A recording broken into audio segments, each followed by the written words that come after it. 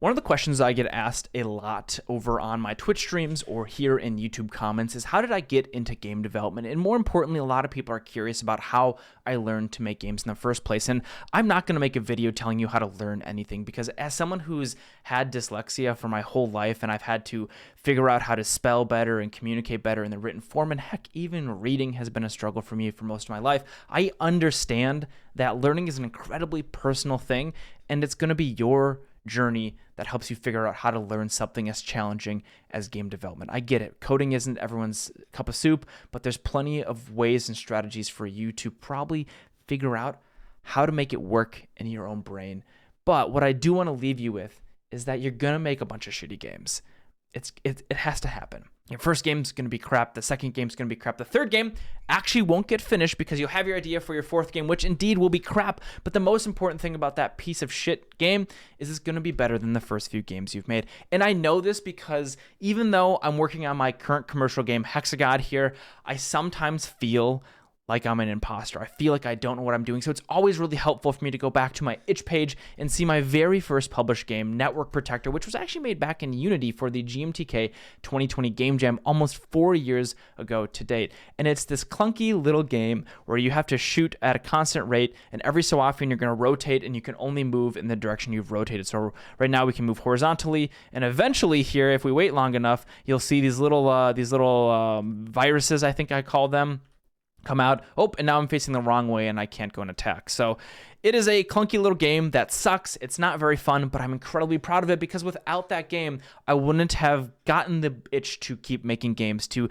keep slowly increasing my ability and eventually getting to the point where I have my first commercial game out there, Chess Survivors, which is currently sitting at 107 mostly positive or very positive rating, which still blows my mind. There's something I've learned over the past couple years of making games, and it actually comes from a 21 Pilots album lyric, which is, you better educate yourself, but never too much. Don't educate yourself too much. No matter what your idea is for the game you're going to be making, whether it is a survivor-like that's inspired by Vampire Survivors, or something that you played Stacklands and you thought, wow, that minimalistic village builder idea is so cool. I took an idea from this. I love that simplicity of it and turned it into Hexagod, which adds hexagons and adds my own take on the minimalistic vibe. Your games aren't going to be unique. I'm sorry. It's so hard to make something unique in this world. And honestly, everything is a derivative of things you've enjoyed. But the most unique thing about anything you're doing is going to be that you made it.